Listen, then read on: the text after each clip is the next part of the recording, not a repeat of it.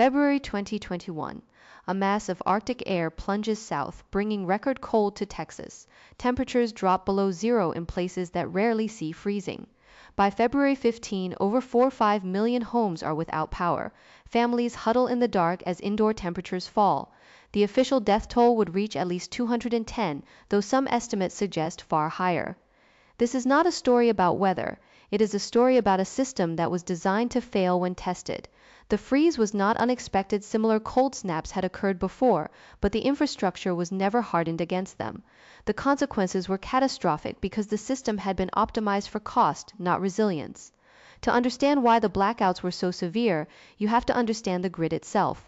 Texas operates its own power grid, the Texas Interconnection, managed by ERCOT. It covers 90% of the state's electric load, but it is deliberately isolated from the two major national grids to avoid federal oversight by the Federal Energy Regulatory Commission. This political choice, dating back to the New Deal era, means Texas cannot easily import power during emergencies. The grid has only limited direct current ties to neighboring states. When generation dropped, there was no backup from outside. This isolation was a feature, not a bug, but it became a critical vulnerability. Texas also deregulated its electricity market starting in the 1990s. The goal was competition and lower prices. But critics argue that the focus on cost-cutting left little incentive for winterization. According to the FERC-NERC report, many generating units were simply not designed to operate in extreme cold. The 2021 crisis was not the first warning. After a similar freeze in 1989, recommendations were made to weatherize equipment. They were largely ignored. The system prioritized cheap power over resilience. This trade-off became deadly when the cold arrived. The market rewarded efficiency, but it did not reward preparedness. When the cold hit, the failures cascaded. According to the joint FERC-NERC report, 800 megawatts of generation were lost. That is more than the entire capacity of some small countries. A total of 1,045 generating units failed to start or operate. The biggest culprit was natural gas infrastructure.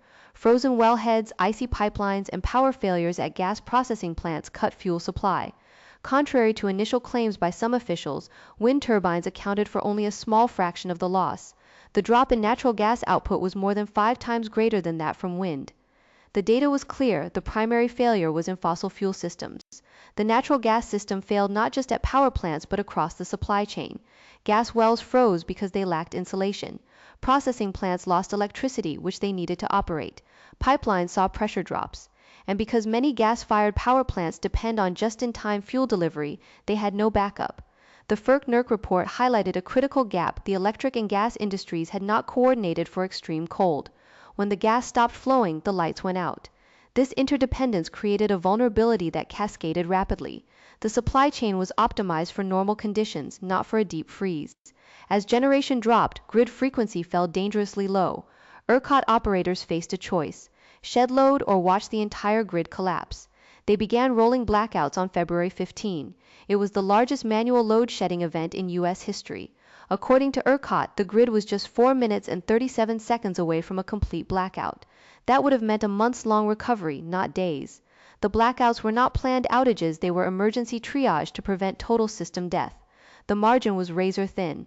Operators had to act quickly to prevent a collapse that could have taken years to rebuild. The human cost was staggering. At least 210 deaths were attributed to the storm, according to the Texas Comptroller. Many died from hypothermia, carbon monoxide poisoning, or inability to access medical care. The economic losses were estimated between $80 billion and $130 billion by the Federal Reserve Bank of Dallas. That includes damage to homes, lost business, and disrupted supply chains. The freeze also caused water system failures, as pipes burst and treatment plants lost power. The crisis touched every part of life, from hospitals to grocery stores. The scale of the impact was unprecedented for a modern U.S. state. In the immediate aftermath, some state officials, including Governor Greg Abbott, initially blamed frozen wind turbines and solar panels for the outages. But data from the FERC-NERC report showed that natural gas failures were the dominant cause. The drop in wind generation was relatively small. Critics argued that the misdirection served to protect the fossil fuel industry from scrutiny. The narrative shifted as evidence emerged, but the initial claims shaped public perception and delayed a clear understanding of the system's vulnerabilities. The truth took time to surface, and the misinformation had real consequences for policy. In May 2021, the Texas legislature passed bills mandating weatherization of critical energy infrastructure. The Public Utility Commission of Texas adopted new rules requiring generators to winterize equipment. ERCOT's governance was reformed, with new board members and oversight.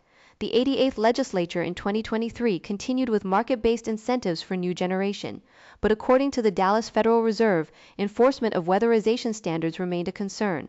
Some facilities were exempted, and the rules did not cover the entire gas supply chain. Progress was made, but gaps persisted. The reforms were a step forward, but not a complete solution. 5 years later, in January 2026, another winter storm tested the grid. This time, according to the Texas Tribune, the grid held. Battery storage, which barely existed in 2021, provided over 7,000 megawatts at peak. Natural gas plants mostly operated, but the storm was less severe and shorter. The Dallas Fed noted that while improvements have been made, critical gaps persist. The grid is better, but not fully hardened. The question remains, what happens when the next Uri arrives? The 2026 test was a pass, but the exam was easier. The true measure of resilience will come with a more extreme event. Despite reforms, vulnerabilities remain. The Dallas Fed report from 2023 highlighted that weatherization enforcement is inconsistent. Some natural gas facilities are still not fully winterized. The gas-electric coordination problem persists, and the grid's isolation means Texas cannot rely on imports. Demand is growing rapidly with new data centers and electrification. The system is under pressure. The 2021 crisis was a wake-up call, but the alarm may need to ring louder before the system is truly resilient. The gaps are known, but closing them is slow. The political and economic challenges are significant. The Texas blackout offers lessons beyond the state. Other regions with deregulated markets and extreme weather face similar risks. The FERC-NERC report made 28 recommendations for cold weather preparedness nationwide. Key among them, mandatory winterization standards, improved gas-electric coordination, and better emergency planning. The Texas experience shows that market design and regulatory choices can create hidden vulnerabilities. A system optimized for cost may fail when tested by nature. The question is whether other grids will learn before they too face a crisis. The recommendations are clear, but implementation is uneven. The economic case for winterization is clear. The Dallas Fed estimated that the 2021 freeze cost $130 billion. Annual winterization costs are a fraction of that. Yet the political will to mandate and enforce standards has been uneven. The Texas legislature has taken steps, but critics argue they are insufficient. The 2026 storm showed progress, but it was a milder test.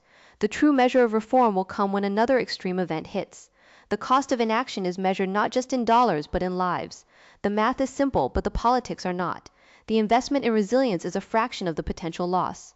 The 2021 Texas blackout was not a natural disaster. It was a systems failure, a grid designed for efficiency over resilience, a regulatory framework that prioritized independence over interconnection, a fuel supply chain that assumed mild weather, and a political system that ignored warnings. The reforms since have made a difference, but the underlying vulnerabilities remain. The lesson is that complex systems require constant vigilance. The next test will come. Whether the system holds depends on whether we choose to learn. The choice is ours. The cost of ignoring the lesson is too high to repeat.